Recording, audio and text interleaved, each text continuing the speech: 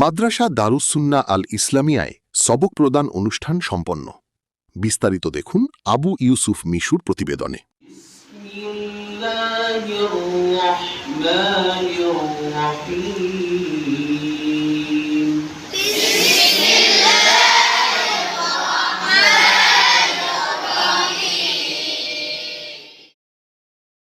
মাদ্রাসা দারুস সুন্নাহ আল ইসলামিয়ায় হিফজ শেষ সবক ও সবক প্রদান অনুষ্ঠান সম্পন্ন হয়েছে।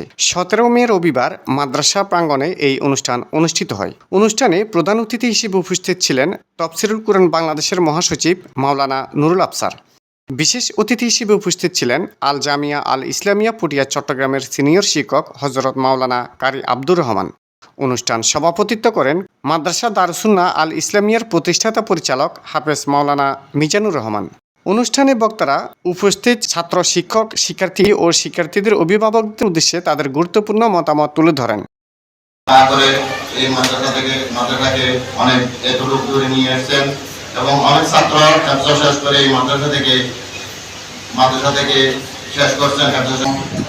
একজন হাফেজ শেষ করে আজকে যে অনুষ্ঠান হয়েছে, এই অনুষ্ঠানের কোরআনকে যেভাবে কণ্ঠস্থ করতেছে, আমরা যে বাজেট করতেছে অনেক গুণ বাজেট যদি বেশিও করি, আর কোরআন মুসলমানের শিশুদেরকে কোরআন থেকে কোনোদিন আলাদা করা যাবে না। এই কথার আজকে আমাদের ফিরে আসবে। আলহামদুলিল্লাহ, আজকের অনুষ্ঠান ছোট্ট পরিসর হলো এই অনুষ্ঠান অনেক দামি, অনেক ফজিলতপূর্ণ অনুষ্ঠান। শেষে দোয়া ও মুনাজাতের মধ্য দিয়ে অনুষ্ঠান সমাপ্ত করা হয়। আমরা কতগুলো গুনাহগার বান্দা, তোর দরবারে ইয়া আল্লাহ খুশি মওলা, ইয়া আল্লাহ আমাদের জীবনের সমস্ত গুনাহ মাফ করে দাও ইয়া আল্লাহ। আবু ইউসুফ মিশু, এবিসি বাংলা।